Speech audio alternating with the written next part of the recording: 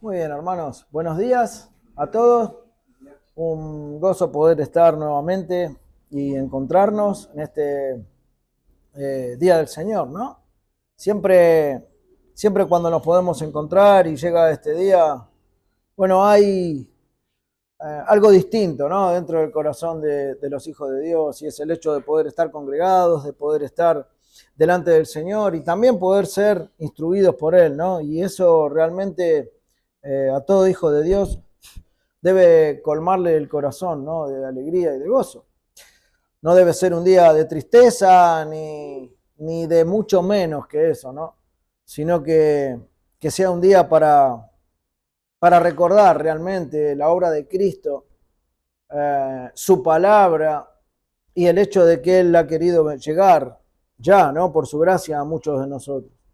Por lo tanto, hermanos, teniendo en cuenta estas cosas, vamos a orar y vamos a comenzar con el estudio en esta mañana, ¿sí? Oremos. Padre, en este tiempo queremos venir delante de ti una vez más para darte muchas gracias por tu obra en medio nuestro, Señor, por la edificación que estás llevando adelante dentro de tu pueblo. Darte gracias, Padre, por Cristo, por la obra de la cruz, porque sabemos que por medio de esa muerte en la cruz, hoy nosotros podemos tener una confianza plena, viva y eterna en que un día, Señor, te veremos cara a cara.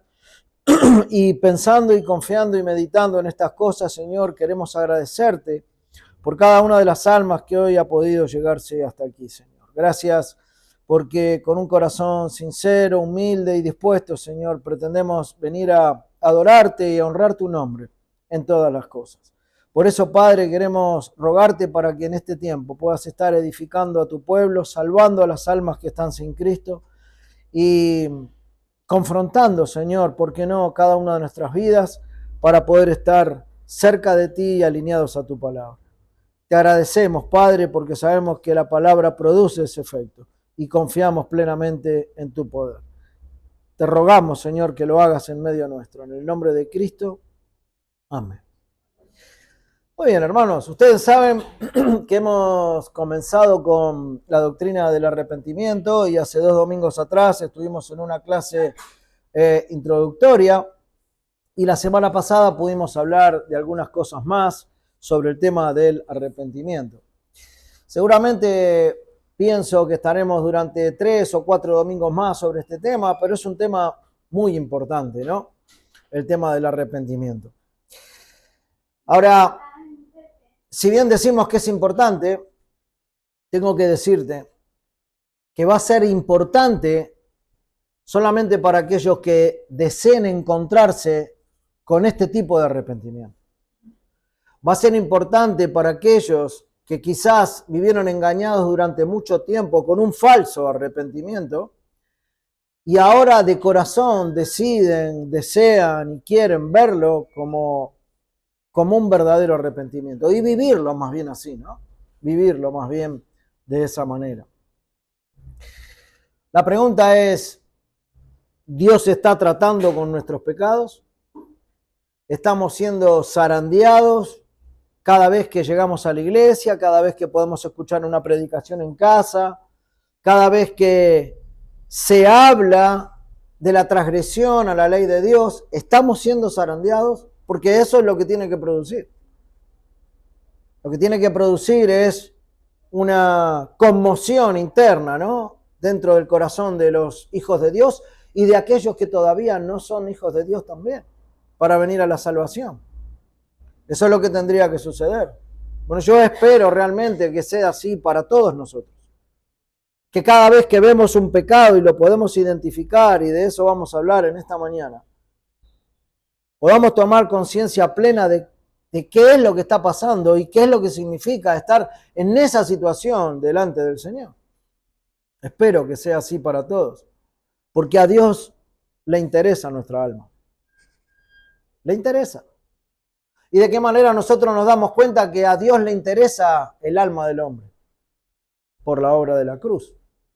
Porque si a Él no le hubiera interesado y nos hubiera dejado caminando hacia el infierno o hacia una condenación, entonces Él no se hubiera encarnado ni hubiera venido a esta tierra en forma de hombre a llevar adelante el plan perfecto de salvación. Sin embargo, el Señor quiso hacerlo así. Por lo tanto, vemos un interés. No es que Él necesita estar interesado en nosotros. Él puede vivir plenamente en su santidad y en su justicia y en su integridad de por vida, eternamente e infinitamente, sin necesitar del hombre. Pero a causa de que Dios es misericordioso en todas las formas, en todo su ser, su esencia es así. Se ha dignado a mirarnos por medio de Él mismo, encarnado en una cruz. Entonces, Dios no quiere la muerte espiritual del hombre, sino que envió a su Hijo al mundo para que en Él hallemos salvación y perdón de pecados.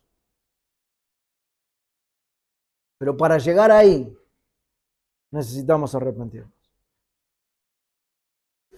Entiendo que este tema del arrepentimiento quizás es algo que es redundante y que muchísimas veces lo hemos escuchado en nuestra vida anterior a que el Señor nos llame y ahora también. Bueno, pero el punto es entender de qué se trata, ¿no?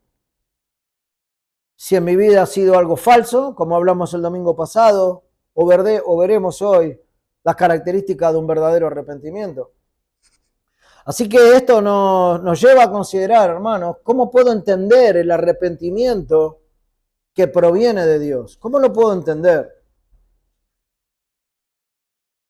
Saber cómo Dios se propuso en su designio eterno salvarme utilizando esta acción poderosa, digamos, en almas que por sí mismas no pueden arrepentirse. Sabemos que la palabra dice no quieren ni pueden, ¿no? Porque están muertos en sus delitos y pecados. Entonces, ¿cómo congeniamos este misterio? Cuando nos dicen arrepentidos, como ni por otro lado, escucho que el arrepentimiento y la fe vienen del Señor. ¿Cómo llego a esa consistencia? Bueno, sin duda, lo vamos a ver en las características fundamentales de un verdadero arrepentimiento. Nosotros generalmente no entendemos a Dios, aunque digamos sí, bueno, y no sucede solamente con el arrepentimiento, sino con varias cosas en nuestras vidas, ¿no? Y no logramos entender muy bien a Dios. Y sin duda nadie entenderá la mente de Dios a perfección. Nadie, porque tenemos limitaciones en nuestro ser y en nuestra mente. Pensamos que sí, claro, ya sé sobre el pecado, ya sé sobre esto, sobre lo otro. Sé lo que Dios dice o lo que busca sobre tal cosa en mí, pero al momento de llegar a la aplicación práctica y directa de esas cosas que digo saber, la respuesta en mi aplicación se torna un poco difusa, ¿no? Y en algunos casos contraria a lo que digo saber. Hay oportunidades, si bien podemos dar una definición bastante acertada y cercana de lo que es el pecado, me animo a decir que no lo conocemos muy bien. Y esa es una de las razones por las cuales nos cuesta arrepentirnos verdaderamente, ¿no? Porque se suele minimizar, se suele achicar, se suele diluir. Solemos decir del pecado que el pecado es todo lo que transgrede la ley de Dios. Y si bien hay cierta verdad en esto, esa es solo una parte, solo una pequeña parte. Hermanos, nosotros tenemos que entender que la madurez bíblica nunca se trata de lo que sabemos solamente. Si bien eso es lo que necesitamos para entender las cosas de Dios, nunca se trata solamente de lo que sabemos, sino que siempre se trata de cómo la gracia de Dios en nuestra vida aplica lo que sabemos para transformar nuestra manera de vivir.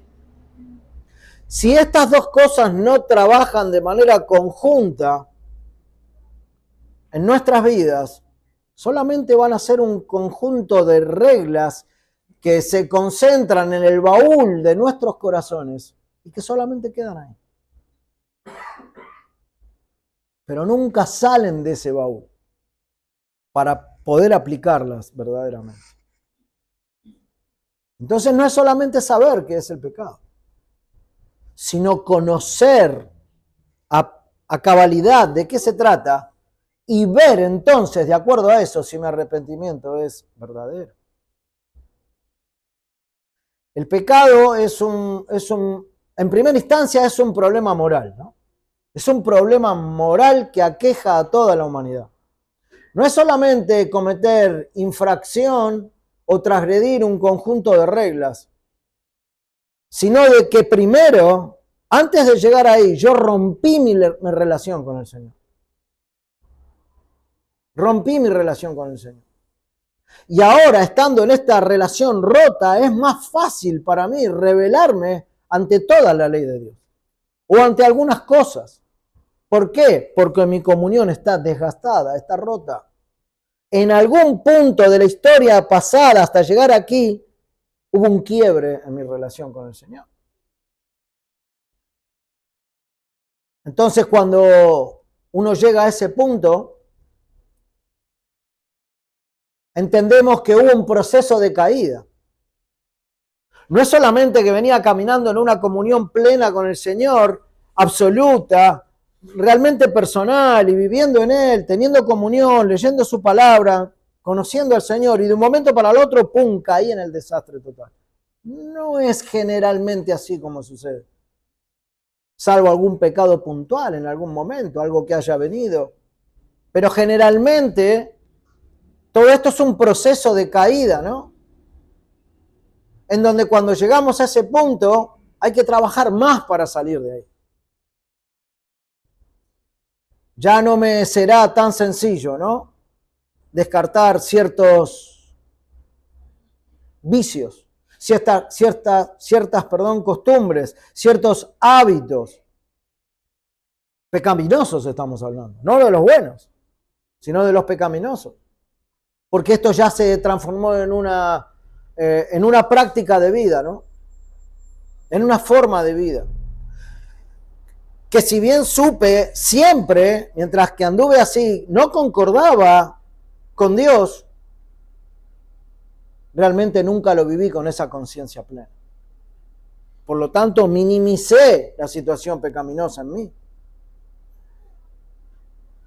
Hermanos, el cristiano no desobedece a Dios porque sea intelectualmente ignorante de los mandatos del Señor. No es por eso, porque no los conoce. Sino que desobedece porque no le interesa lo que Dios dice. Hay ciertos momentos que no le interesa lo que Dios dice y entonces decide hacer lo que Él quiere. Cada vez que nosotros tomamos una decisión de hacer lo que queremos, y pasa bastante en nuestras vidas, sabiendo lo que Dios dice, estamos diciendo dentro nuestro, no me interesa. No me interesa lo que decís sobre esto. Quizás no lo expresamos así, pero el pensamiento va por dentro en una conducta de naturaleza pecaminosa diciendo, no me interesa lo que Dios dice, yo voy a hacer lo que bien me parece. Ahora bien, esto es lo que sucede. Esta es una visión bastante clara, entiendo, de a qué se refiere el pecado. Pero no íbamos a hablar nosotros de arrepentimiento genuino en esta mañana, sí, pero para eso debemos saber qué es pecado precisamente, ¿no? Para distinguirlo de manera precisa también y buscar de Dios el favor del arrepentimiento. Sabiendo que sin ese arrepentimiento no hay salvación y tampoco hay vidas de constante transformación para el pueblo de Dios. Porque no estamos considerando el pecado como Dios lo ve. Así que, habiendo dicho esto, hermanos, vamos a ver hoy ciertos puntos que nos van a hacer ver la naturaleza del arrepentimiento verdadero. O el arrepentimiento según el Evangelio. Que generalmente pasa que no es el mismo arrepentimiento que nosotros entendemos, ¿no? qué cosas deben verse, cuáles serían las características o los puntos que deben existir para decir, sí, en mí hubo un arrepentimiento genuino, porque lo veo. Lo veo por esto que vamos a ver, por estos ingredientes, vamos a decir, que tenemos en esa gran receta del arrepentimiento. Para empezar, nosotros tenemos que saber y entender que el arrepentimiento es una gracia del Espíritu de Dios, que se da de forma interna, en un trabajo de Dios por medio del Espíritu, de manera interna en cada uno de nosotros, y después se visibiliza de forma, o en una reforma, vamos a decir, externa. La obra es interior, es personal, pero esto luego se ve.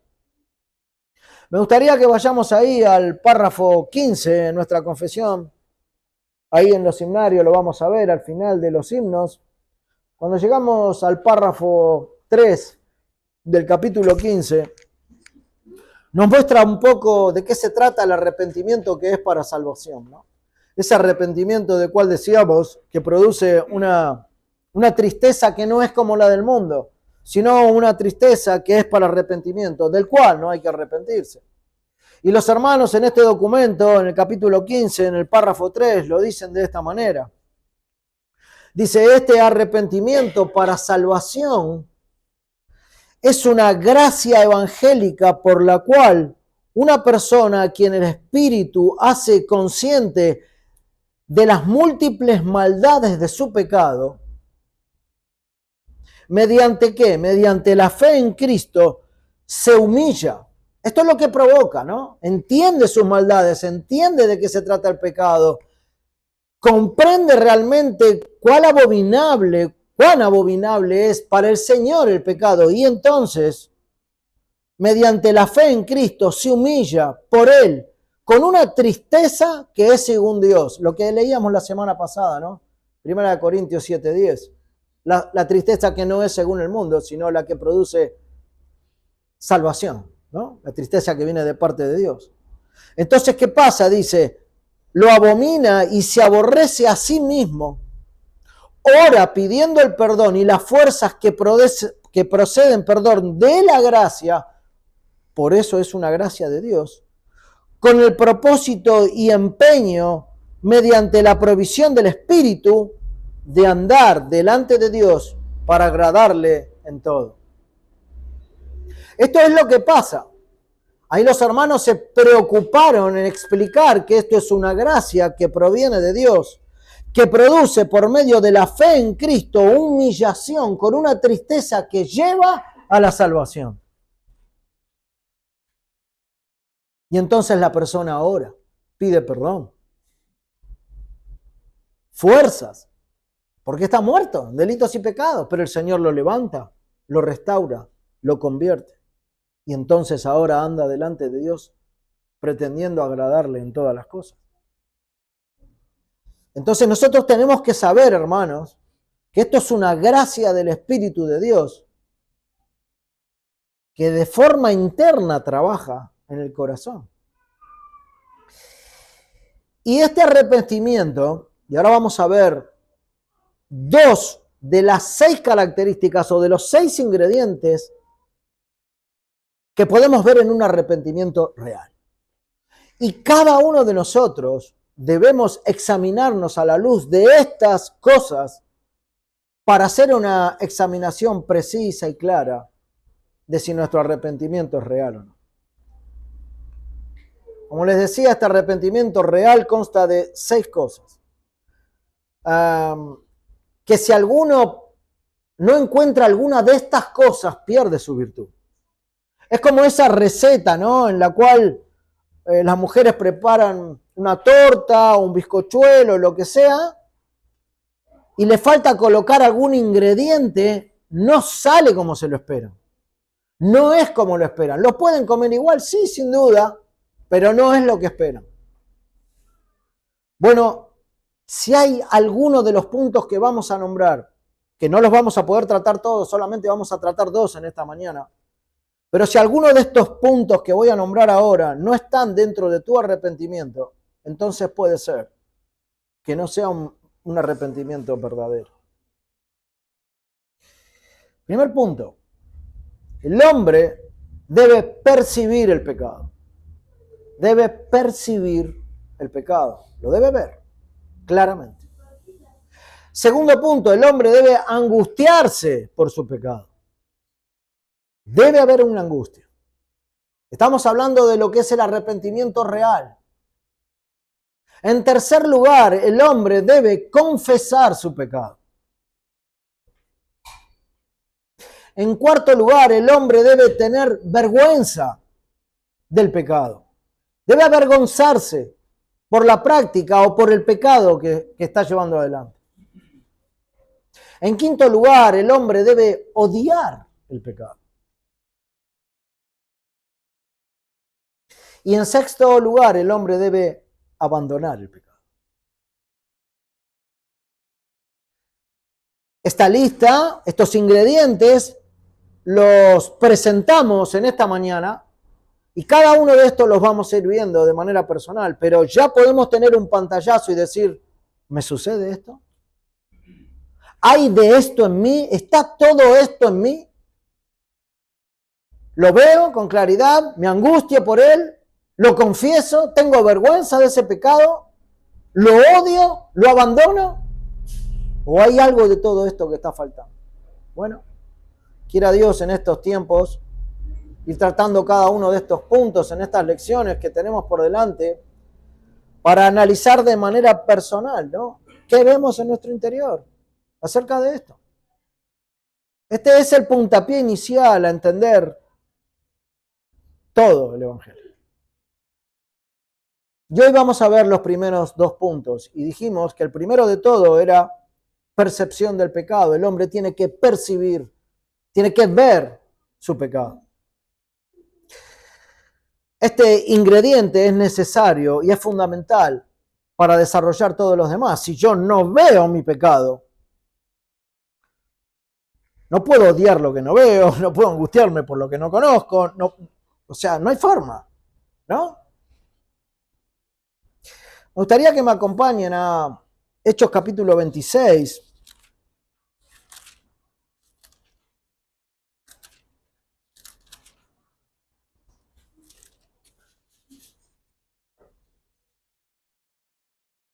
A partir del versículo 12, Pablo le está contando de su conversión al rey Agripa con la intención de que él se convierta. Es lo que predicaba siempre Pablo, ¿no? Predicaba a Cristo y a este crucificado.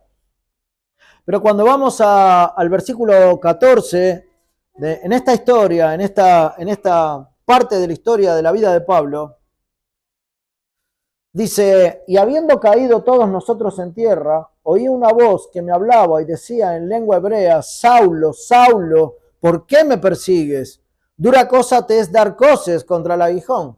Bueno, Pablo le estaba explicando al rey y les estaba contando cómo el Señor lo llamó, se encontró con él en el camino a Damasco y cómo lo convirtió, ¿no? Cómo lo salvó. Y yo entonces dije, Pablo, ¿no? ¿Quién eres, Señor? Y el Señor dijo, yo soy Jesús, a quien tú persigues. Pero levántate y ponte sobre tus pies, porque para esto he aparecido a ti, para ponerte por ministro y testigo de las cosas que has visto y de aquellas en que me apareceré a ti, librándote de tu pueblo y de los gentiles a quienes ahora te envío. ¿Para qué? Para que abras sus ojos, para que se conviertan de las tinieblas a la luz y de la potestad de Satanás a Dios, para que reciban por la fe que es en mí, en Cristo, perdón de pecados y herencia entre los santificados.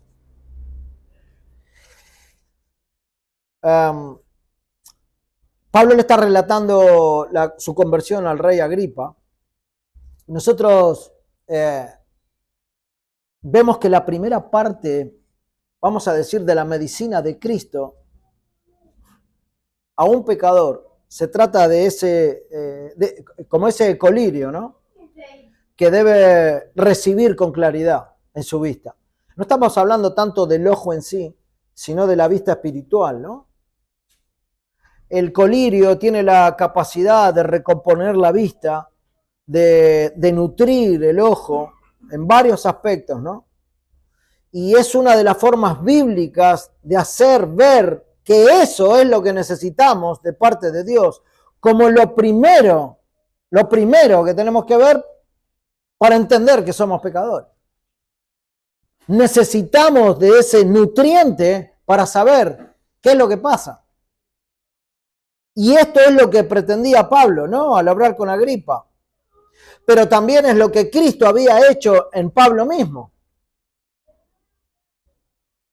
Cosas que has visto, leíamos recién, le dice el Señor, y en las que todavía me apareceré a ti para que veas y transmitas y prediques el Evangelio, ¿no? ¿Para qué? Para que los demás vean, para que los demás perciban, para que la gente perciba su pecado, que lo pueda ver con claridad.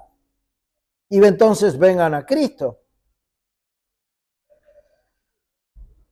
Esta es la visión de pecado para Pablo y la limpieza de vista, ¿no? Como un puntapié inicial a un ministerio colmado, el de Pablo, de arrepentimiento y fe. Pero así ha de ser para nosotros también. Es el trampolín, el ver el pecado, es el trampolín a la salvación. Es el inicio del camino, ¿no? Y esta es la gran cosa que se ve a lo largo de la Biblia, el arrepentimiento. Por ejemplo, el del hijo pródigo. Nosotros conocemos la historia, ¿no? Cuando declara ahí en Lucas 15, cuando volviendo en sí. Lucas 15, 17, dice, volviendo en sí, luego que cuenta la historia del hijo pródigo. Ese volviendo en sí, es arrepentimiento, es ver el pecado. Ahí volvió, ahí entendió lo que había hecho. Simbolizando una visión clara, una percepción del pecado, ¿no? O en la vida de Zaqueo, ¿no? Todo lo que si he robado lo devuelvo cuadriplicado. Claro que había robado Zaqueo. Claro que había robado. Lo declara la Biblia, no porque nosotros estábamos ahí, lo creemos por fe. Pero él dice, lo devolveré, lo compensaré. Hay arrepentimiento, hay percepción del pecado. David, cuando fue confrontado por Natán, bueno, es fundamental, hermanos. Todos ellos vieron o se vieron pecadores y nada más que pecadores. No minimizaron su condición, no se justificaron, vieron el pecado con claridad. Salomón, en Primera de Reyes, en el capítulo 8, en el versículo 47, dice, y si ellos volvieran en sí en la tierra donde fueron cautivos, si se convirtieren y oraren a ti en la tierra de los que los cautivaron y dijeren, pecamos, hemos hecho lo malo, hemos cometido iniquidad, etcétera, etcétera, así que el versículo. Ahí Salomón lo que está haciendo es enfrentar a su pueblo con sus pecados. Si ellos lo vieran y oraren a ti y se convirtieran. Bueno, es un reconocimiento necesario que viene por ver con claridad el pecado. Es pecado y no lo puedo disfrazar. Es mi pecado y no lo puedo disfrazar. Un hombre primero debe reconocer y considerar cuál es su pecado y conocer lo más claramente posible la plaga que hay en su corazón antes que pueda ser debidamente humillado. Si no va a ser humillado, ¿sobre qué base? Si no se ve pecador, no será humillado. Entonces primero es percibirlo. Percibir el pecado. Ahora, por supuesto que en todo este proceso, entra el accionar de la mano bondadosa y misericordiosa de Dios, que por su gracia permite esta dinámica, ¿no? Pero siempre es responsabilidad de uno de poder verlo y declararlo como el Señor lo declara.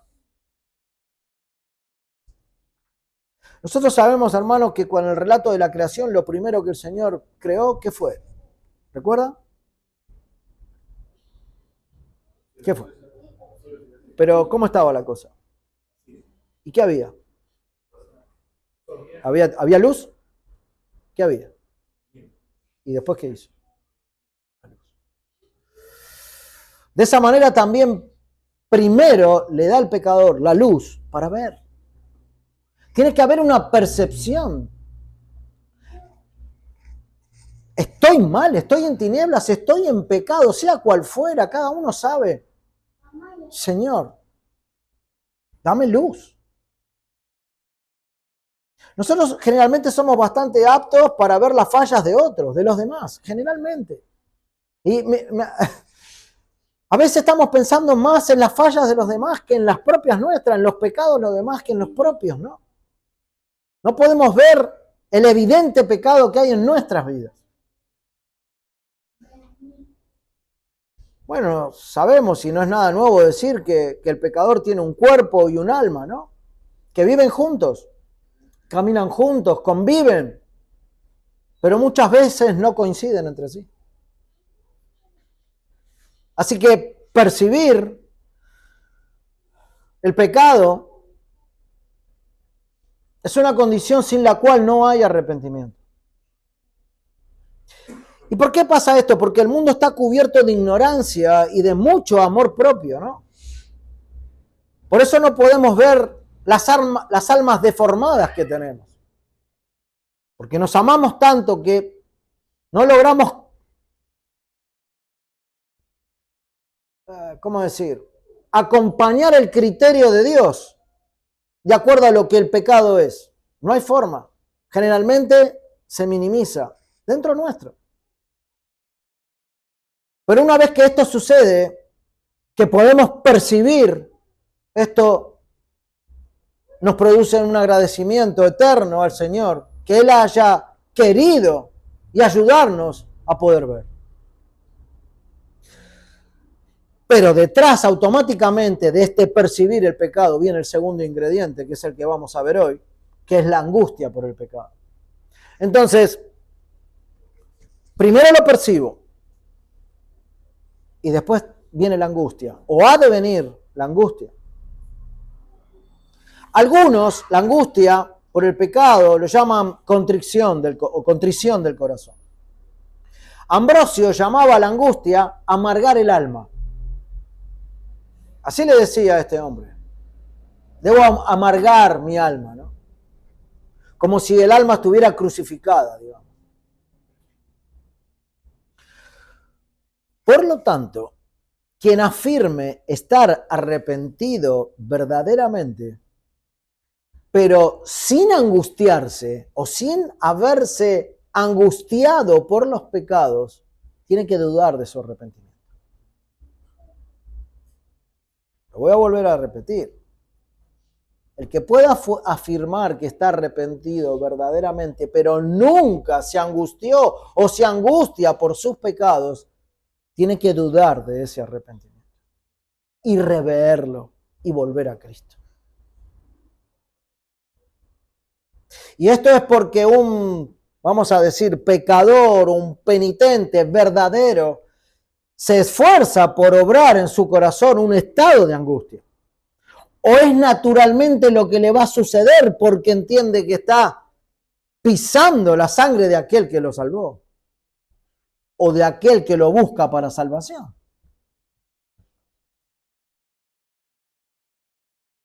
Aquel que se angustia está de alguna manera bendiciendo a Dios con ese llanto. Porque sabe que este es un arrepentimiento que va a llegar, del cual no hay que arrepentirse. No es un arrepentimiento como el mundo lo da, un remordimiento, ¿no? Sino es un arrepentimiento para salvación. Eso produce dolor.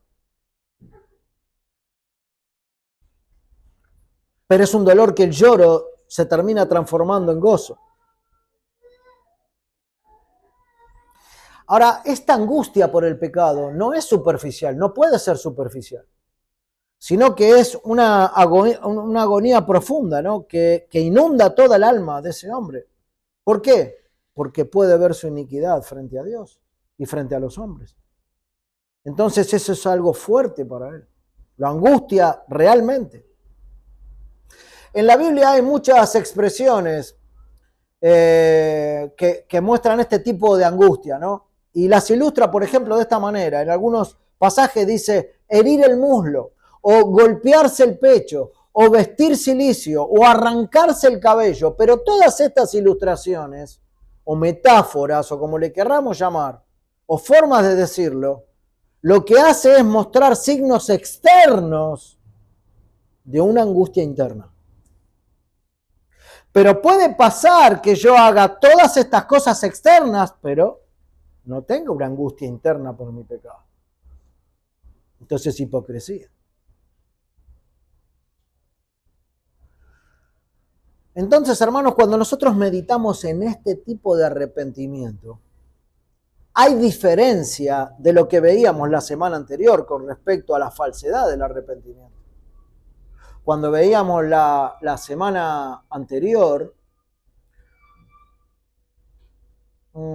veníamos dentro de las formas del arrepentimiento, que puede darse solamente cuando alguien tiene terror a la ley,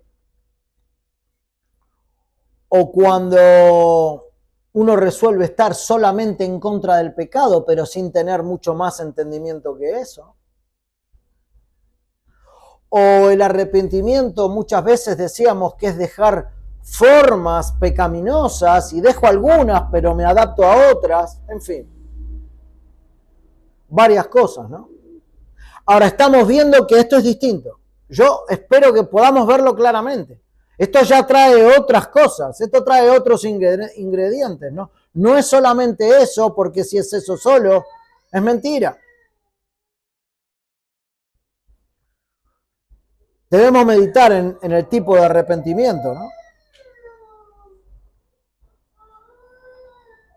Decimos, indudablemente esto va por otro lado. Hay factores más profundos a considerar que entran en juego. Esto abarca otras cosas y va más allá de un simple arrepentimiento de labios. Pero a su vez, esta angustia va acompañada de algunos propósitos también.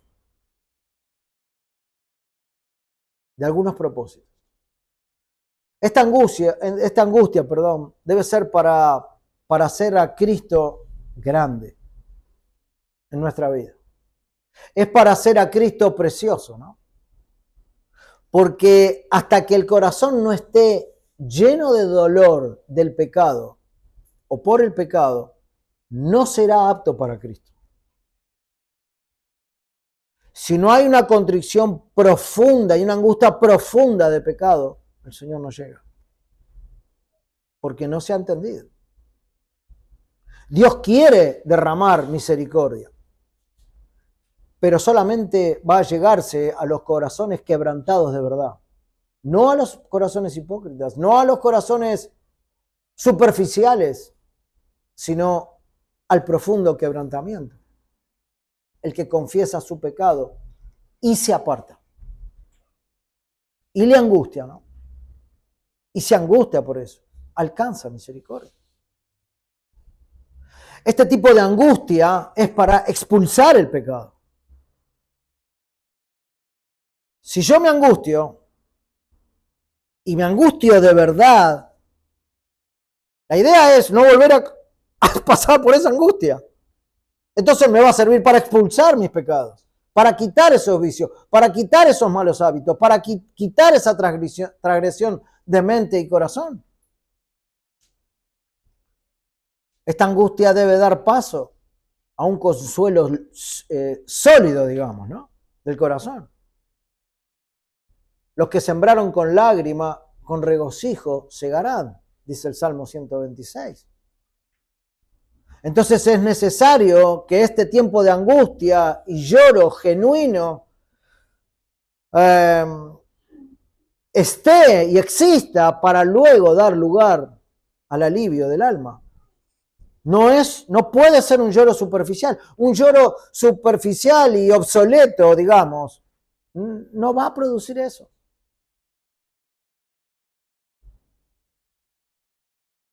Sino que es algo que brota del entendimiento profundo, de ruina en la que estamos a causa del pecado. Y también de entender cómo Dios aborrece, ¿no?, el pecado. Sin embargo, hermanos, hay angustias que también pueden ser falsas. Entonces, claro, cuando empezamos a ver todo este panorama decimos, bueno, pero ¿cómo es esto, no? ¿Cómo sé si esto es real? ¿Cómo sé si no es real? ¿Cómo sé si es verdadero o no en mi vida? Bueno, puede haber angustias falsas. Y no toda angustia experimenta un arrepentimiento verdadero. La angustia piadosa, vamos a decir, la verdadera, la que provocó un lloro amargo y una tristeza abundante, es una angustia del corazón. Es una angustia del corazón. No una angustia que solamente está en el rostro, ¿no? Es una angustia que sangra internamente por el pecado.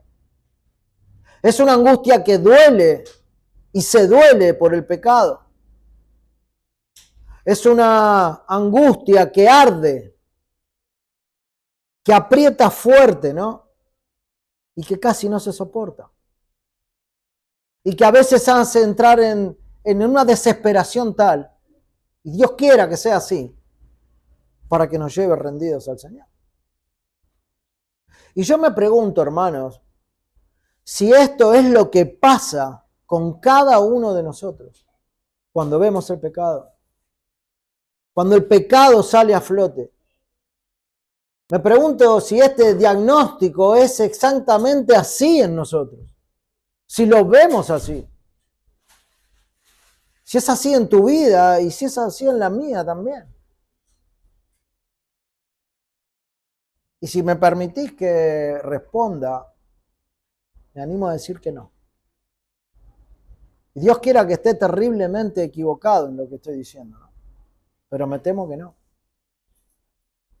Porque si eso fuera realmente así, si esto doliera y sangrara de manera interna en una angustia profunda a causa de mis pecados, en todos nosotros, si fuera así, esto nos llevaría a un arrepentimiento tal y de manera tan continua en nuestras vidas que nunca más quisiéramos sentir ese dolor y esa angustia. Pero como demasiadas veces somos superficiales en cuanto al trato y al conocimiento de nuestro pecado, eso no produce angustia y por lo tanto volvemos a caer una y mil veces en las mismas cosas. Porque no hay un sacudón fuerte y una angustia profunda en nuestros corazones.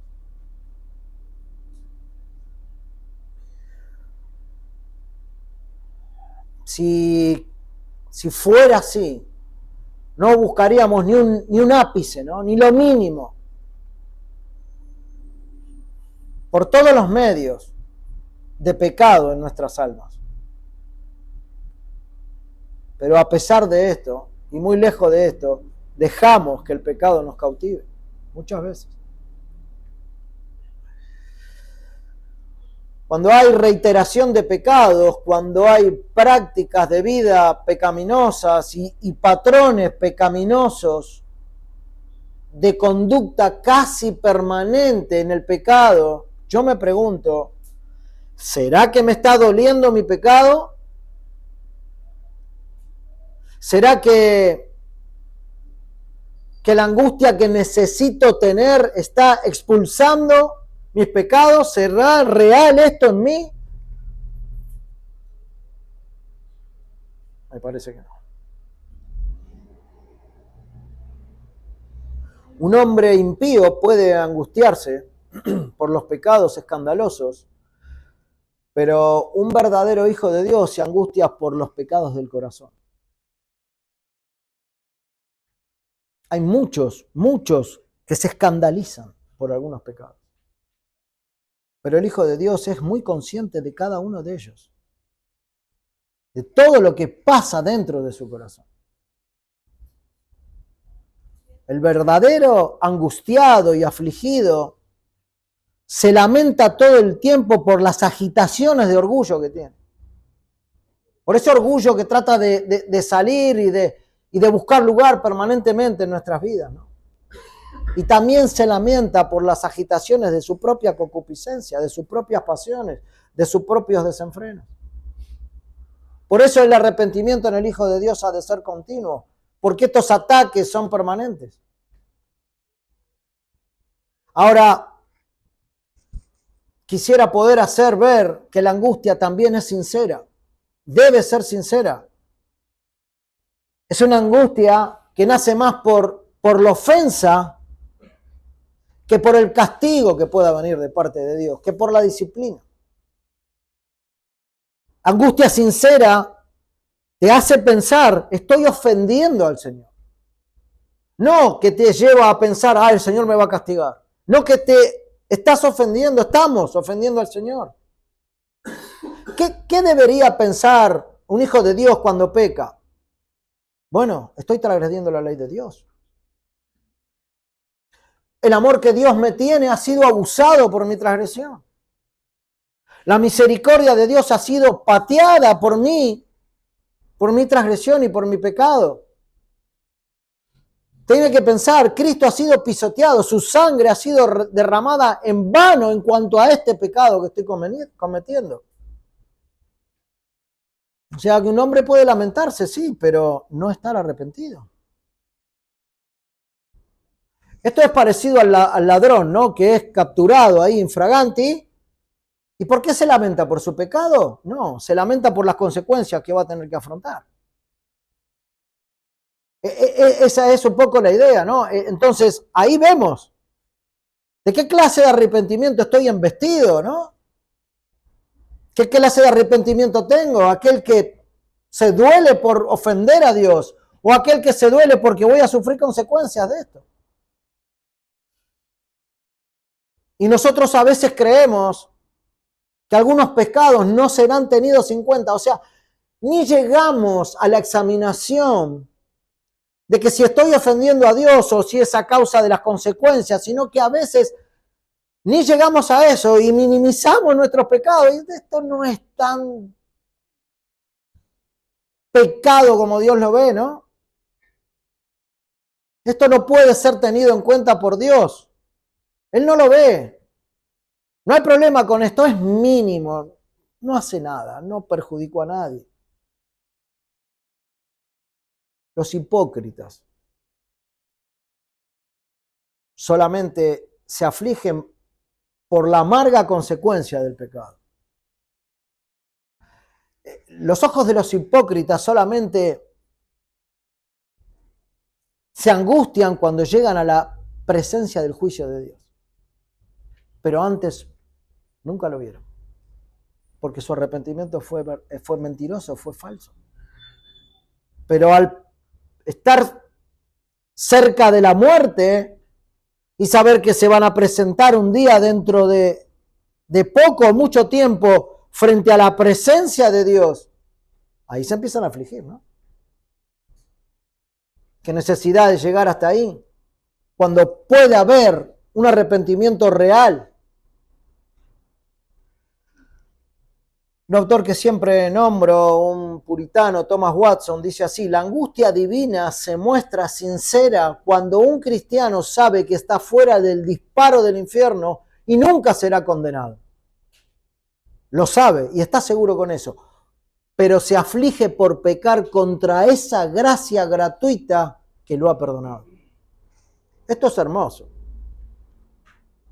Porque sé que fui perdonado, sé que no voy a la condenación del infierno, pero cada vez que peco me aflijo, me angustio, porque con esa gracia fui perdonado y voy en contra de lo que Dios está diciendo. ¿Qué estoy haciendo?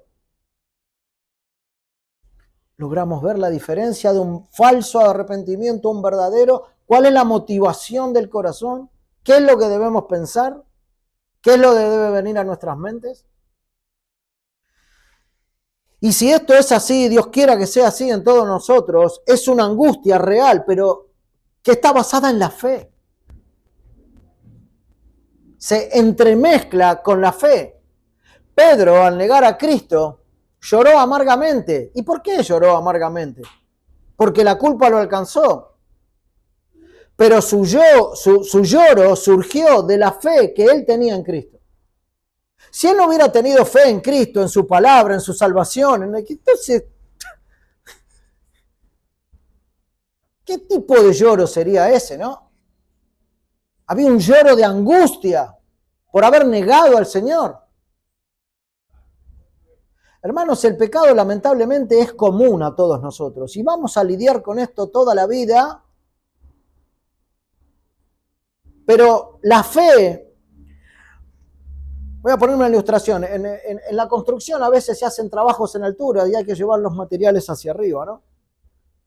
Entonces se pone un tirante en las terrazas o en los lugares más altos con una polea que cuelga de una cadena para que con una soga podamos levantar los baldes, los materiales y las cosas y llevarlo a la parte superior. Bueno, la fe es esa polea que levanta al pecador cuando está agitado por todos sus pecados y está angustiado, ¿no? Antes que ese corazón lo termine hundiendo del todo. Porque así nuestro pecado va delante de nosotros todo el tiempo. Pero la fe en Cristo es la que nos levanta y nos quita de ahí. Y a Pedro le pasaba esto. Él lloró amargamente, se angustió amargamente, porque había negado al Señor, pero porque estaba también entremezclado con la fe. Ahora, si no hay fe y no entiendo a Cristo, no entiendo su palabra, no hay salvación. Bueno, es muy difícil. Dios lo puede hacer, pero es difícil.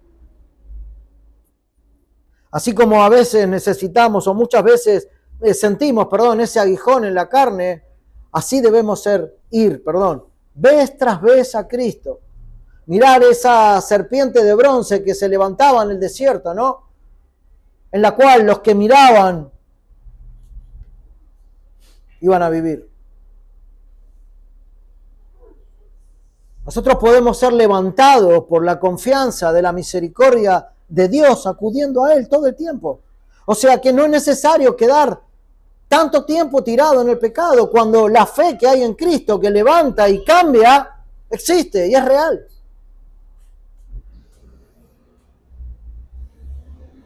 El lamento que va cegando de alguna manera los ojos de la fe no es bueno. Lo que quiero decir es que estar muchísimo tiempo lamentándose y lamentándose y lamentándose y lamentándose y lamentándose por temporadas eternas casi de nuestros pecados, ciega la fe. Y no es bueno, hermanos. Porque si no hay nacimientos de la fe en el alma, todos los días, lo único que va a venir es desesperación por esos pecados. Es lo único que vamos a encontrar, porque no me estoy tomando de la herramienta principal, que es la fe que hay en Cristo Jesús. Ahora, ¿cuál fe? ¿Cuál fe? Bueno, la fe que conocemos en que si pecamos, somos perdonados. La fe en que abogado en Cristo tenemos. La fe en que nos dice, o que nos dice, que la obra que comenzó el Señor la perfeccionará hasta el día de Jesucristo. La fe que subraya que Él nos escogió. La fe que dice que Él nos bendijo con toda bendición espiritual en los lugares celestiales en Cristo. La fe en creer que fuimos adoptados por Él, por el puro afecto de su voluntad. Esa fe. Y muchas más cosas, hermano, que el Señor nos dice. Entonces, el arrepentimiento en una angustia real viene tomado de la fe que hay en la palabra para salir de ahí. No podemos quedar inmersos todo el tiempo ahí, ¿no?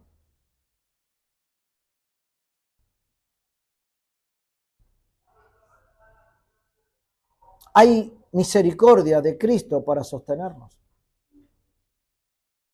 Solamente de Él me puedo tomar para matar mi pecado y mi angustia. Esa es la herramienta que Dios puso en tu corazón y en mi corazón para dar batalla a todo pecado. El arrepentimiento y fe. Entrelazado. Arrepentimiento y fe. Dios no nos salva para ser esclavos del pecado y de las trágicas consecuencias, ¿no?, que trae el pecado. Dios nos salvó para darle la gloria. Dios nos salvó para vivir la vida que Él quiere que vivamos, ¿no? No para estar tirados largas temporadas a causa de mis pecados. No es para eso.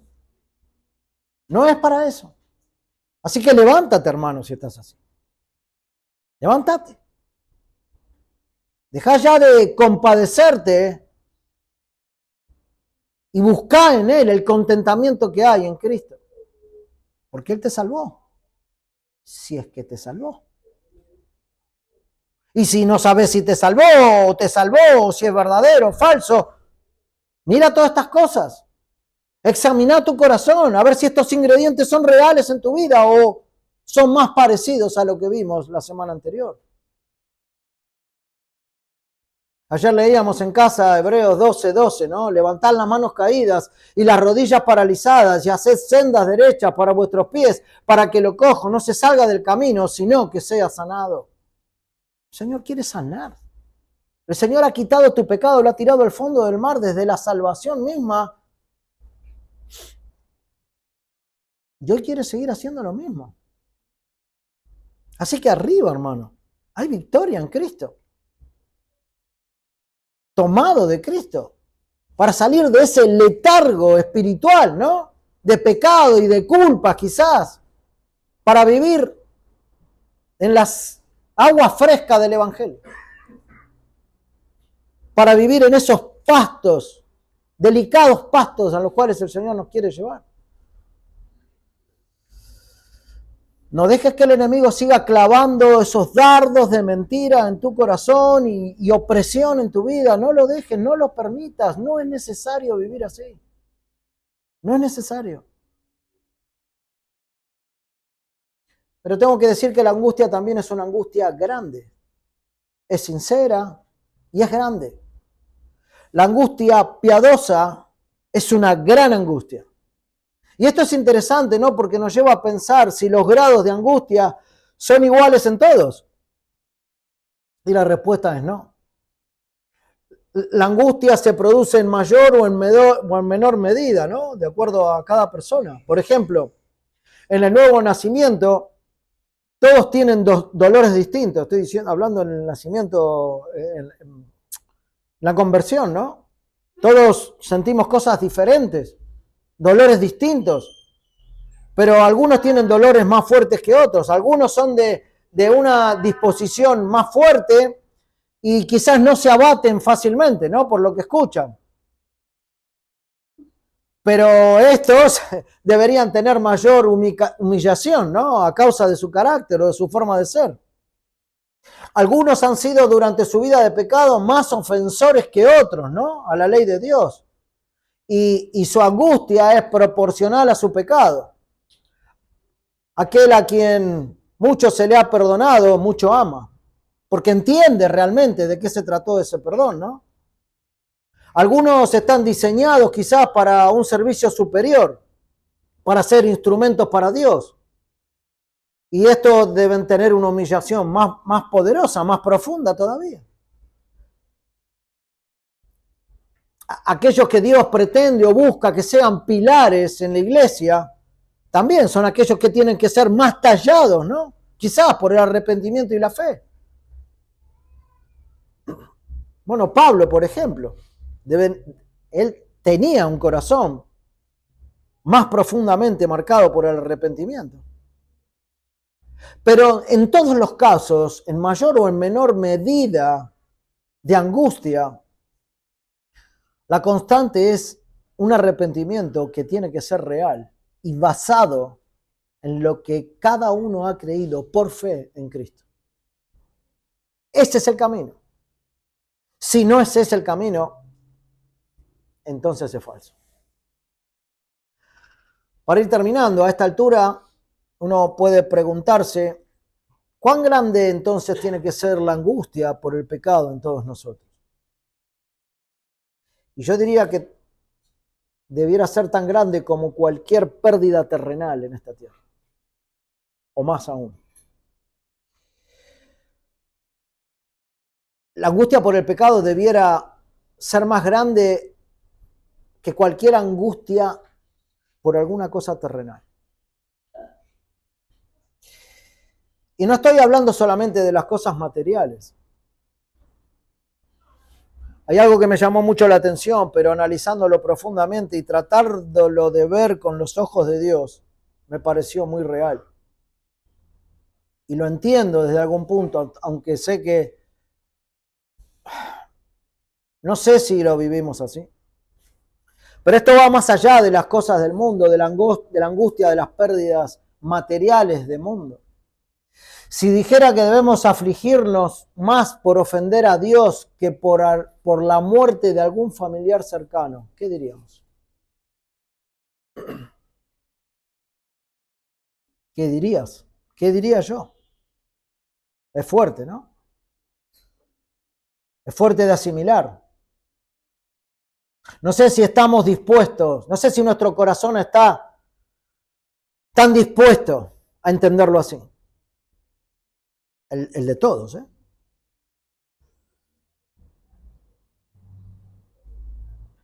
Hay una diferenciación en el Antiguo Testamento. En Isaías 22, 12, ustedes pueden leer después el pasaje, dice, el Señor Jehová de los ejércitos llamó a este día a llanto y a endechas, a raparse el cabello y a vestir cilicio. ¿Y qué pasaba en ese capítulo? Bueno, esto fue por el pecado, ¿no? Nosotros leemos en ese pasaje la historia de Sebna, que tenía una posición de honor, y esa posición de honor y de orgullo se le había subido a la cabeza, y Dios lo quita y es sustituido por Eliaquim. El interés que tenía Sebna es ser recordado, ¿no? Después de su muerte en el mundo. Ustedes después pueden leer esa historia, pero en el caso, digamos, del entierro de los muertos, Dios prohibía en el Antiguo Testamento llorar y raparse. En Jeremías 16 dice, morirán en esta tierra grandes y pequeños. No los enterrarán ni plañirán. Plañirán es llorar o angustiarse. Ni se rasgarán ni se raerán los cabellos por ellos. Claro que esto el Señor se los decía en un contexto que era una práctica de los adoradores de Baal, que hacían estas cosas. Entonces el Señor les decía, ustedes no hagan esto. Pero la idea, si bien esto era en otra época y el Señor estaba hablando de esta manera, les estaba diciendo esto, la intención es que nosotros veamos lo que Dios dice y notar que cuando alguien cercano parte y es enterrado, aparte de que hay tristeza y que hay conmoción y todo lo que sucede, que es lógico y normal, finalmente lo único que pasa es eso. La persona se fue. Si lo tenemos que ver un poco más fríamente. Claro, va a haber tristeza y angustia. Pero en cuanto al pecado, si hay pecado, el que se va es el Señor. Y ahí estamos en gravísimos problemas. Y yo me pregunto, si Dios se va de nuestras vidas, hermanos, ¿qué nos queda? Pensalo. Si toda la esperanza con la cual te manejás y vivís esperando tener un tiempo eterno en un cuerpo incorruptible en Cristo, en el día de mañana y ya no estar en pecado ni angustia de esta vida, ni vivir angustiándote por el pecado, buscando un tiempo eterno y todo lo que sabemos, si todo eso no está más, si la iglesia no existe más, si Dios pudiera salir de tu vida, ¿qué te queda?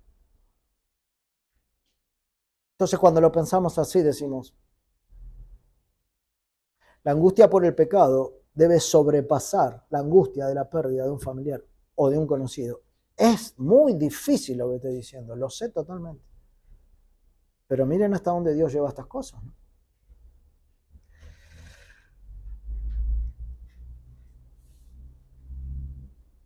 La angustia por el pecado debe ser tan grande como para tragarnos cualquier otra angustia. ¿Estás angustiado por algunas otras cosas? Angustiate más por tu pecado.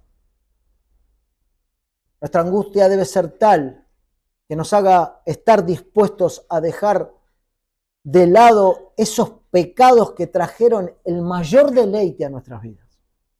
Esos de los cuales nos deleitamos y quizás a veces nos seguimos deleitando tanto. Bueno, la angustia tiene que ser tan grande que termine de erradicar todo ese pecado. Y la angustia piadosa finalmente restituye el alma. Quien haya perjudicado a otro lo va a recompensar, quien haya ofendido a otro pedirá perdón, quien le haya mentido al otro le contará con lujo de detalle ahora toda la verdad. La angustia piadosa produce arrepentimiento verdadero. Y la angustia debe ser permanente. No son algunas pocas lágrimas derramadas que van a convencer al Señor. Algunos van o pueden caer luego de la predicación llorando, ¿no? A moco tendido, hermanos, por lo que acaban de escuchar.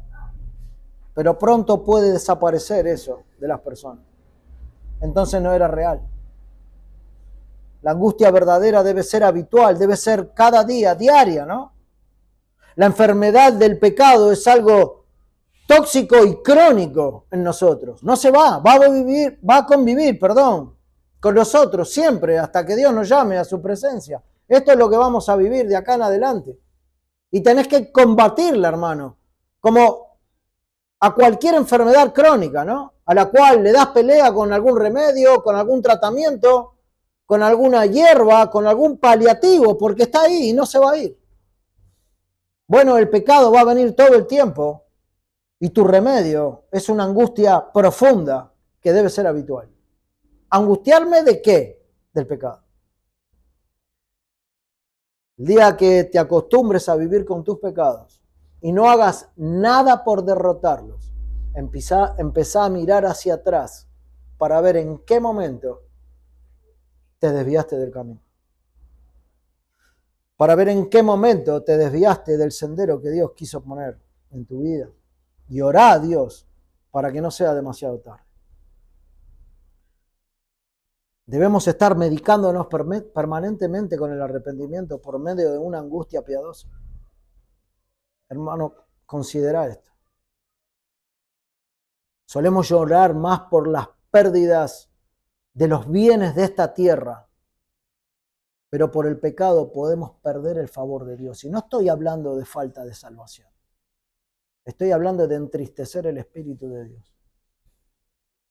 No dejes que el pecado te arrastre de tal manera que produzca una costra, ¿no? Nunca sé si se dice costra o costra. Bueno, usted entiende lo que estoy diciendo.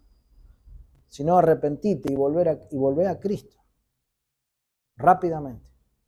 Porque el pecado puede hacer estragos. Y si no hay angustia y no hay dolor, bueno, se va a hacer una costumbre en nuestras vidas. Si Dios lo permite, la semana próxima vamos a ver. El tiempo pasa muy rápido, hermano. Yo espero que ustedes sepan disculpar. Me he pasado un poco de la hora. Pero entiendo que son temas que podemos examinar nuestra vida y nuestro corazón frente al Señor.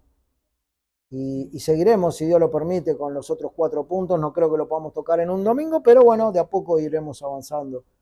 Me quedo con esto, con la percepción del pecado y con la angustia frente al pecado. Estos son 2 de los ingredientes de los 6 que vamos a ver en cuanto a poder ver en nuestras vidas, en nuestros corazones, si nuestro arrepentimiento fue genuino.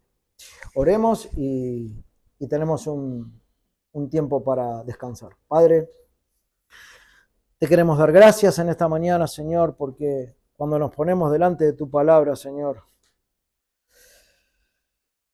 qué mal que nos vemos, qué mal que estamos, Señor, delante de ti. Si solamente por tu gracia podemos ver tu voluntad expresada en tu palabra, Señor, para con nosotros, y poder discernir cuál es la situación de nuestro corazón. Con eso debemos estar más que agradecidos por ti, Señor, porque por medio de esa palabra tú nos instas a ver nuestra realidad. Padre, te damos gracias, pero te rogamos que examines nuestros corazones, Señor, que seamos examinados por ti y nosotros podamos ser sinceros frente a ti para ver exactamente y saber exactamente por qué orar en nuestras vidas. Te rogamos esto y te damos gracias, Padre, en el nombre de Cristo. Amén.